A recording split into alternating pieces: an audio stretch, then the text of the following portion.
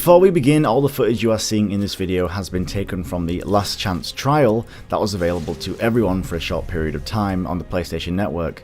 So my views, my take on things, my opinions are solely based on what we had access to within that short demo. Word of warning, I am going to be showcasing one of the missions, including the mission's boss, but we will not be delving into the story, so if you want to be spoiler free, now is the time to go away. Okay, Nioh is a third-person action RPG created by Team Ninja, the same folks who created Dead or Alive, Ninja Gaiden, and an array of other well-known titles. And firstly, I wanted to address the comparison between Nioh and Dark Souls, so much so that Sony themselves are comparing the two, and yes, I know there are similarities in the realm of they are both action RPGs with stabby sticks, and there are similar items such as Poppable Amrita, Nioh's equivalent of Souls, and you know, there's your Homeward Bones, Pine Resins, all with different names. As a Dark Souls player, it did take some time to become accustomed to the various items that performed in a similar fashion to Dark Souls, with having to learn what's called War, etc. But that comes with any new game, and that's what Nioh is. As a Souls player, you really need to put those comparisons aside and allow the game to impress you by what it can provide and not what it's being compared to. The similarities between Nioh and Dark Souls kind of stop there. We can't start comparing every third-person action RPG with bosses to Dark Souls just because a marketing team tells us to. That's not fair on the game. On the other end of the spectrum, being compared to a franchise such as Dark Souls could be taken as a compliment, but Lords of the Fallen was also compared to Dark Souls, so take from that what you will. Now, judging by what we had access to in the demo, Nioh is not an open world game, which I thought it was going to be, honestly. Instead, there's select missions you are sent on which you choose from in a map menu. From the type of game Nioh is, this works kinda beautifully. It has a randomized dungeon crawler vibe. I've played through the demo level 4 times, and each time loot, enemy drops and mimics were different, and yes, loot is color graded, which I personally love. With purple being the best tier of loot, if you have the stats to equip it, you will unlock a bunch of passive bonuses for your character. This works the same for armor as well.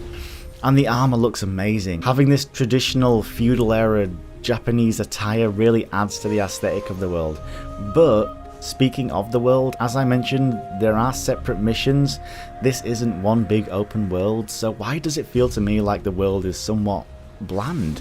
You'd think they'd be able to pack in a load of detail because they don't have to cater to a big world. Yet a lot of the rooms, and let me just put emphasis on this again, this is just what I played.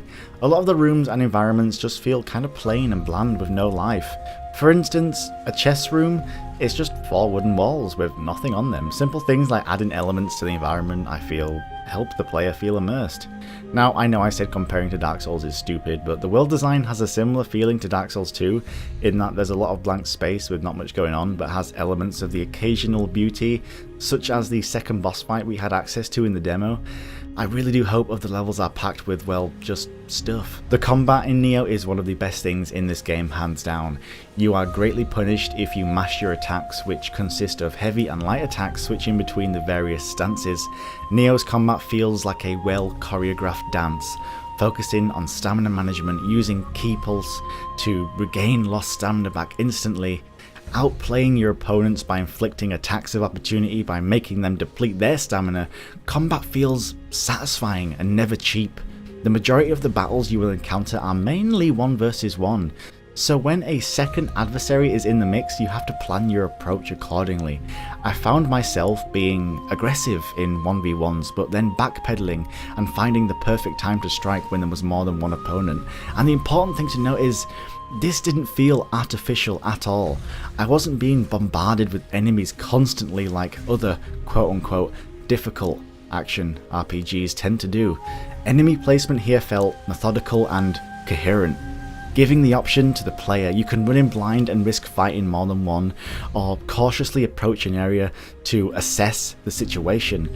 I really can't praise the combat enough. Each stance brings the perfect opportune approach to the various enemies. With low stance you are much quicker, hitting your target more but for less damage, whilst depleting your ki slower. And I just want to put emphasis on the ki or stamina management. It's a vital part of the game that's going to completely destroy you until it finally clicks. You learn to start pulsing without having to look at the stamina bar. If I were to compare it to something, it's a similar feeling to getting an active reload in Gears of War, and this will separate the good players from the bad. Because a lot of my audience are Dark Souls players, I just want to say, do not go into Nioh looking to compare the two. Free your mind of it and form your own opinion. Nioh is a dungeon crawler in a sense. You do a mission, try to get good loot, trying to get the best stats on the randomized drops to mid-max your character so you can face the tough areas in the game, like the Twilight missions, kind of dark version of an existing area with new enemies that hit harder with more health that will drop you better gear. This game will be a grind, but only if you choose to do so. If you die, you start from the nearest checkpoint. Then you're free to clear the mission out at your own will to get more loot if you want the best stuff. You need to farm. It isn't just going to straight up give you it because you progressed. Kind of reminds me of Destiny, and yes, I know I said comparing it to something was dumb, but yeah. But with that said, I never felt like I was forced to go back through a mission I'd already completed to get better stuff, but I wasn't trying to get the best stuff, I was merely progressing, and the random items I found on my travels were powerful enough to get me through, which felt nice. I did feel powerful enough, yet I wasn't straight up deleting bosses, or the mobs for that matter. The damage felt satisfying, didn't feel like I was too overleveled at any point, so the pacing of this particular zone in the demo I felt was spot on. One small thing I'd like to mention, the game does run at 60 FPS, which comes as no surprise coming from a developer who makes fighting games.